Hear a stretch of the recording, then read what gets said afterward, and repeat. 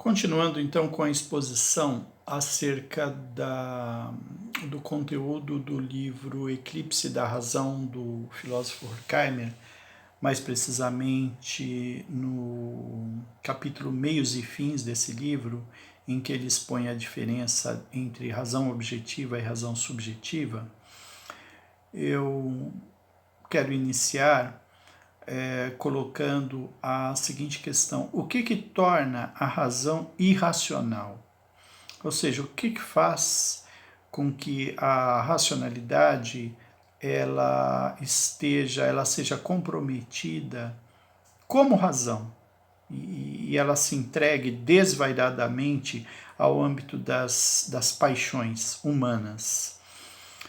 Em termos filosóficos, isso se relaciona com a ausência de fundamentos para a própria razão. E o maior de todos os fundamentos é o finalismo, é a esfera dos fins.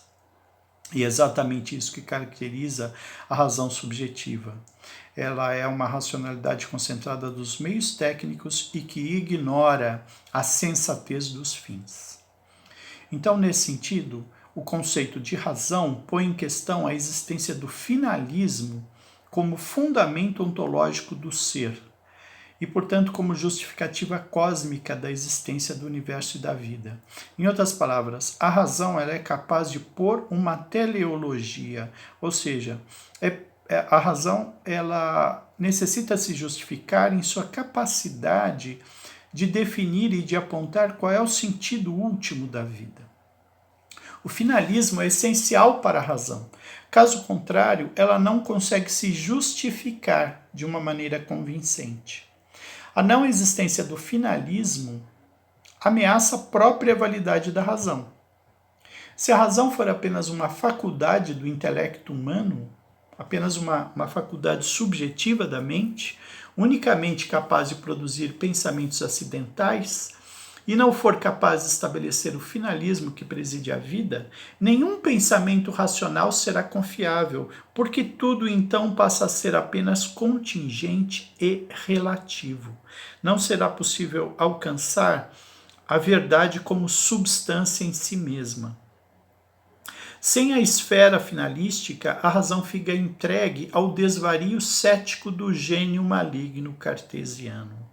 Na obra Meditações Metafísicas, o pensador moderno René Descartes, ele formula a hipótese da existência de um gênio maligno que seria uma entidade antagônica a Deus e que seria uma entidade que sabota o intelecto humano e o engana o tempo todo, porque atribui ao homem, entrega ao homem uma faculdade que é enganosa.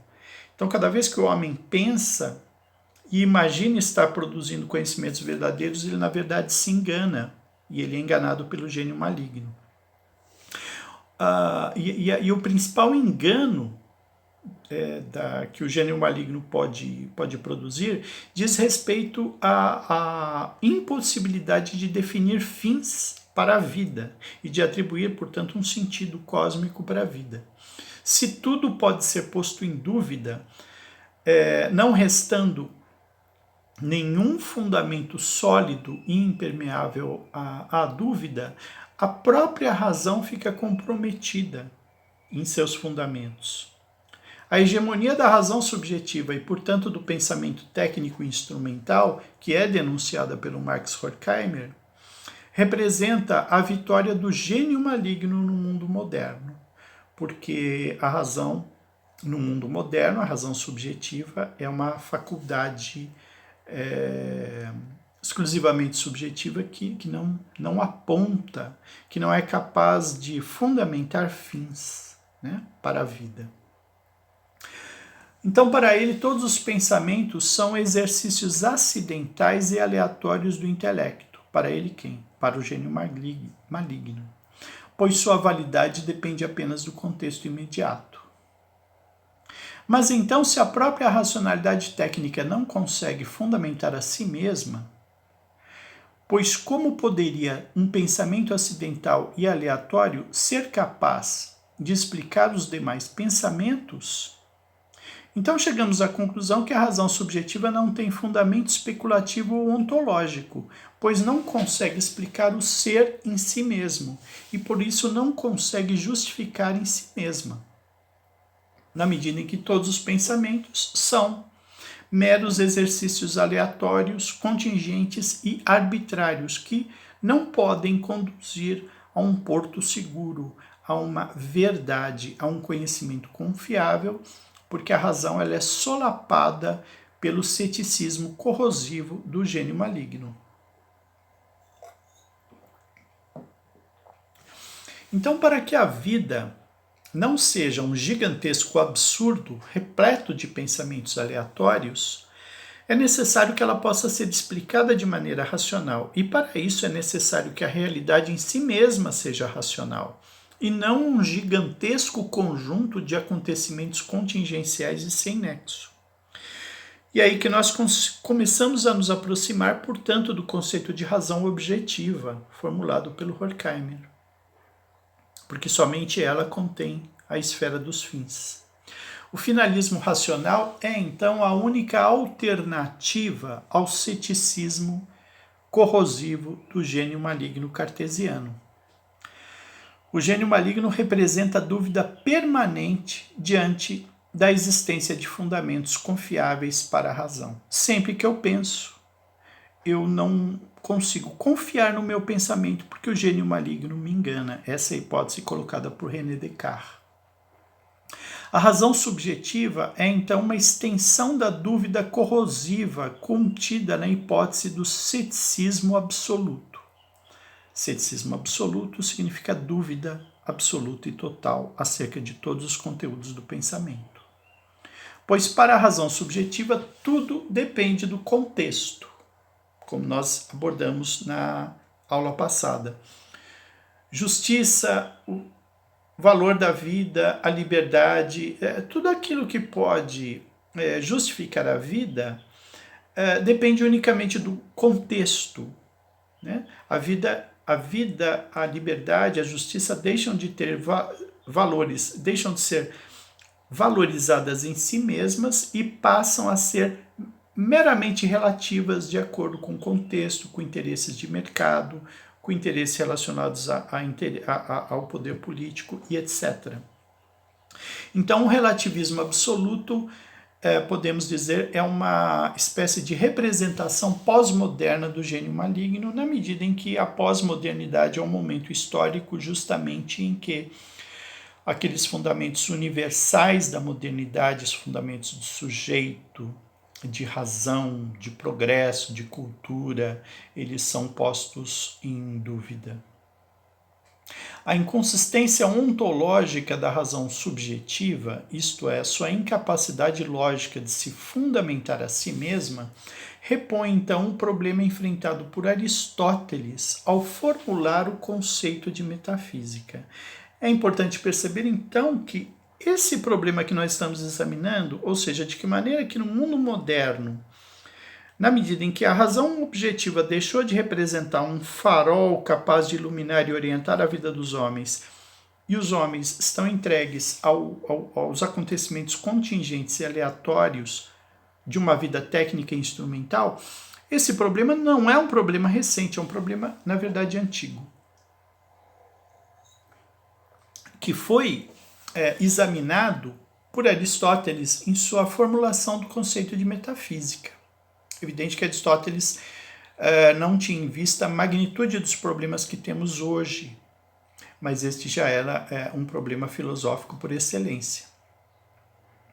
Então, a inconsistência ontológica da razão subjetiva, isto é, a sua incapacidade lógica de se fundamentar, foi pensada por Aristóteles quando ele percebeu que a física, para a compreensão da natureza e do ser, a física não poderia ser a filosofia primeira, pois ela não é capaz de estabelecer a substância do ser. E o que significava a física para Aristóteles? Era uma área de conhecimento ampla que engloba o que hoje entendemos como física, mas também no âmbito da química e da biologia, ou seja, os conhecimentos da natureza. os conhecimentos do fluxo mecânico do mundo e da natureza, expressados pela física. Eles eram capazes de explicar a origem mecânica das coisas, mas eles não eram capazes de explicar a origem do ser. E a questão da origem do ser é um problema especificamente filosófico. Por isso, para Aristóteles, a física não poderia ser a filosofia primeira, ou seja, aquela ciência capaz de responder à seguinte questão: o que é o ser? É por isso, então, que para Aristóteles, o que cada coisa é em si mesma, para além de sua existência singular e contingente no devir da natureza, a resposta a essa questão não poderia ser encontrada, porque na natureza tudo está em movimento contínuo, né? Todos os acontecimentos da natureza remetem a cadeias finitas e mecânicas, em que não é possível encontrar uma origem última. Então, somente fora do ciclo mecânico do devir seria possível conhecer a substância das coisas e dos seres. É por isso que, para Aristóteles, a metafísica é a ciência primeira, pois ela estabelece o finalismo para o qual todas as coisas e seres tendem, sem o seu movimento na natureza. A causa final, segundo Aristóteles, é a imitação da perfeição do primeiro motor imóvel, que por ser perfeito não tem potências a realizar, ele é ato puro. A causa final é o finalismo do mundo, ou seja, todas as coisas se movimentam rumo a um fim, rumo a um objetivo. Esse objetivo é a imitação da perfeição de Deus, do primeiro motor imóvel, segundo Aristóteles. E Deus é um primeiro motor que não se move, porque ele não necessita ele não necessita atingir a perfeição, porque ele é perfeito em si mesmo. Ele não tem potências a realizar. É por isso, então, que a metafísica, ou seja, aquela área do conhecimento capaz de conhecer a origem do ser para além do movimento no mundo físico, e, portanto, no mundo metafísico, é a ciência primeira, por sua qualidade especulativa de determinar o finalismo, a causa final.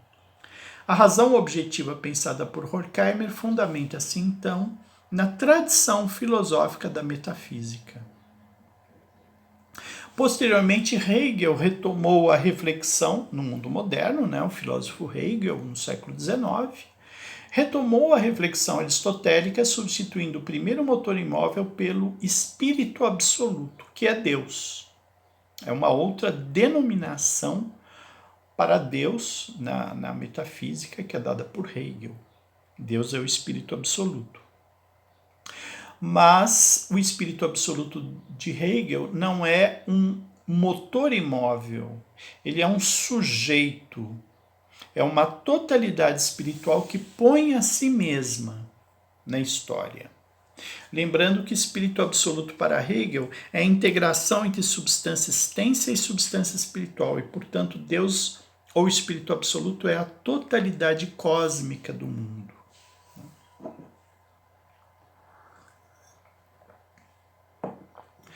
E o espírito absoluto de Hegel nada mais é que a razão realizando-se a si mesma, pondo a si mesma no mundo finito dos homens e das coisas, em um movimento orientado pelo finalismo da realização da liberdade. Então, o finalismo, a causa final das coisas para Hegel, a causa final que move o espírito absoluto é a realização da liberdade e o progresso da razão. Para Hegel, a história é o palco de realização do progresso da razão e da liberdade. Todas as coisas e seres existentes são irresistivelmente atraídos pelo movimento metafísico do progresso da razão. É claro que, se nós observarmos a história, veremos nela, como disse muito bem Walter Benjamin, o progresso da catástrofe, da barbárie. Então, em termos hegelianos, esse progresso da razão não se realiza de maneira imediatamente reconhecível como progresso pelos homens em seu próprio momento histórico. O progresso da razão e da liberdade somente se torna reconhecível pelas gerações futuras, pois os agentes históricos, mesmo perseguindo seus interesses imediatos, são sempre instrumentos do Espírito Absoluto, pois os espíritos finitos são veículos de realização do Espírito Absoluto, isto é, Deus. Isso pode ser bem compreendido pelo conceito de Hegel de astúcia da razão, ou seja, os interesses maiores da razão se realizam, a totalidade progride, mesmo que à custa da realização da infelicidade e da barbárie, ou seja, em um sentido amplo que somente pode ser compreendido em um olhar sobre a totalidade cósmica, o progresso da razão e da liberdade podem ser compreendidos, desde que, portanto, tenhamos sobre a história um olhar que não se limite aos interesses imediatos dos homens. Todos os sistemas filosóficos representantes da razão objetiva, segundo Horkheimer, estão fundamentados no absoluto. Sem a concepção do absoluto como fundamento da razão, torna-se impossível confiar na razão, e é esse acesso à esfera do absoluto que permite compreender o finalismo.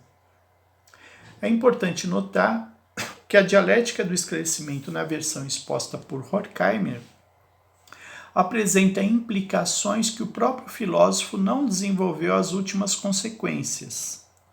E eu gostaria agora de finalizar essa aula apresentando algumas dessas implicações. E a maior delas é que a crítica da razão subjetiva, realizada por Horkheimer, é uma crítica dos diversos tipos de materialismo que se desenvolveram no período moderno e que estão em plena expansão no mundo em que nós vivemos. E o que significa isso? A ciência ocidental, o materialismo dialético e também os esquemas explicativos desenvolvidos pelo pós-estruturalismo, como a microfísica do poder e a filosofia da diferença, não são capazes de se justificar ontologicamente a si mesmos. Então, se nós sairmos do plano da metafísica e nós enveredarmos por diferentes explicações, diferentes sistemas de pensamento explicativos da origem do mundo fora da metafísica, e sistemas de pensamento que estão ancorados em perspectivas materialistas, é interessante notar que eles não conseguem se justificar de maneira ontológica. Eu me refiro então à ciência ocidental ou positivismo, ao materialismo dialético ou marxismo, à microfísica do poder, postulada por Michel Foucault, e também a filosofia da diferença, postulada por Gilles Deleuze. Esses dois últimos são expressões do pensamento pós-estruturalista.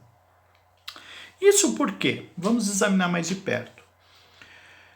A questão é a seguinte: o que ocorreria se nós fizéssemos essa indagação filosófica para esses sistemas de pensamento? A indagação filosófica acerca da origem do ser. Qual seria a resposta? O positivismo da ciência atribuiria a origem do ser aos fatos e dados empíricos sobre o funcionamento da matéria. O materialismo dialético atribuiria a origem do ser às contradições na esfera do trabalho. A microfísica do poder de Michel Foucault apontaria a resposta às relações de poder originadas da esfera do saber, aquele entrelaçamento entre poder e saber. E a filosofia da diferença de Gilles Deleuze iria se referir ao devir produtor de diferenças na esfera da vontade de potência de Nietzsche. Mas essas quatro respostas não conseguem pôr-se a si mesmas, pois elas são completamente dependentes da esfera mecânica do mundo. Vou explicar melhor. Se perguntarmos ao cientista qual é a origem do ser, ele remeterá à tabela periódica, ou seja, a origem de todas as coisas está nos elementos químicos. Ou então a teoria da evolução das espécies. A origem das espécies atuais pode ser encontrada em uma cadeia evolutiva que se desenvolveu na história, pela seleção natural. Ou então o cientista remeteria ao Big Bang, aquele acontecimento, aquela explosão original de energia, imensamente, infinitamente concentrada num ponto minúsculo, que originou o universo. O problema é que, pensando em todas essas respostas, os elementos químicos da tabela periódica, as espécies da flora e da fauna, né, que se desenvolveram pela seleção natural, e mesmo a quantidade infinita de energia concentrada no Big Bang já são em si mesmas formas de existência do ser. Por isso elas são insuficientes para explicar a origem do ser, porque elas mesmas já são modalidades de ser. A pergunta filosófica é mais profunda. Se perguntarmos ao materialista dialético qual é a origem do ser, ele remeterá à luta de classes, partindo de homens concretamente existentes, mas que também já são formas empíricas de existência do ser, e por isso são insuficientes para explicar a origem do ser.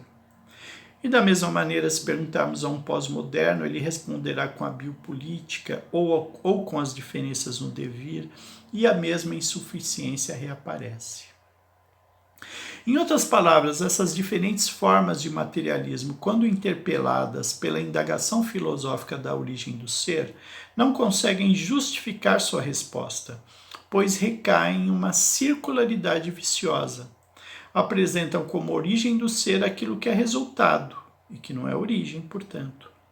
A prova de que o universo se originou da matéria é o Big Bang, mas o Big Bang já é material em si mesmo. Ou então são os fósseis dos primatas, do ponto de vista da teoria da evolução das espécies, mas os fósseis dos primatas já são matéria em si mesmos. Ou então é a luta de classes, que também é material em si mesma.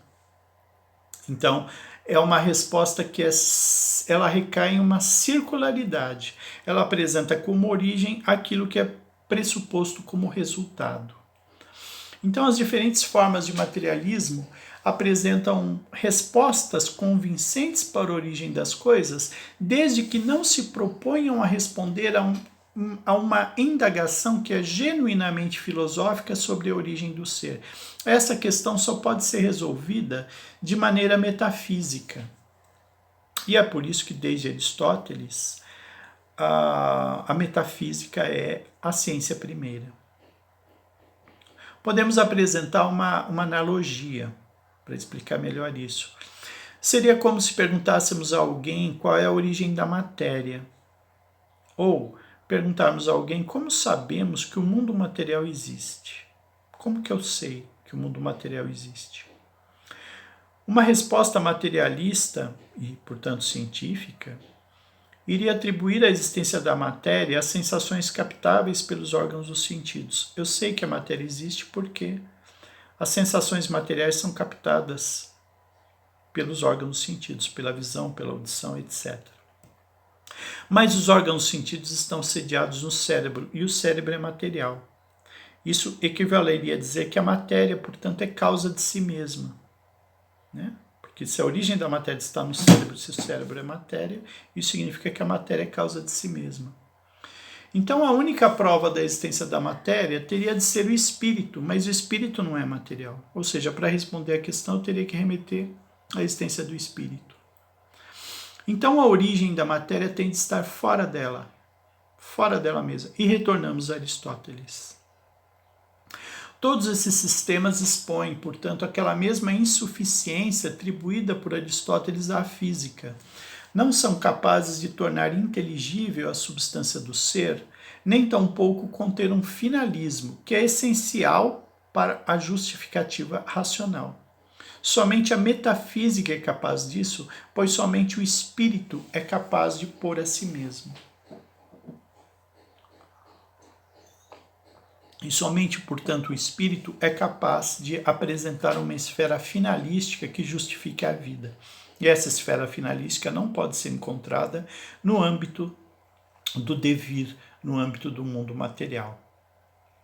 O pôr a si mesmo do espírito, né, porque somente o espírito é capaz de pôr a si mesmo, E este pôr a si mesmo do espírito é constatável por cada um de nós, caso nos indaguemos sobre o que somos, o que é o nosso ser. Considerando que o corpo não é uma resposta adequada, caso eu me pergunto sobre o que eu sou, pois o corpo é um ser material perecível e finito, somos levados à existência do espírito em cada um de nós como substância que é simultaneamente sujeito e objeto da pergunta. E é isso que significa dizer que o espírito põe a si mesmo. Ou seja, como eu sei que eu existo? Quando eu me pergunto sobre, quando eu apresento a mim mesmo essa indagação, eu sou o sujeito e o objeto da resposta. Eu sou a própria resposta. Né? Tanto a pergunta quanto a solução se encontram no mesmo ser. É nesse sentido, então, que a existência do espírito ela é uma intuição imediata. Ao contrário do mundo material, o espírito põe a si mesmo. E é por isso, portanto, que a metafísica, somente no plano da metafísica, é possível compreender a origem de todas as coisas e, portanto, a origem do ser. Os materialismos do mundo moderno são, portanto, diferentes formas de expressão do gênio maligno. E a hegemonia da razão subjetiva na pós-modernidade significa, portanto, a expansão das sombras do gênio maligno cartesiano.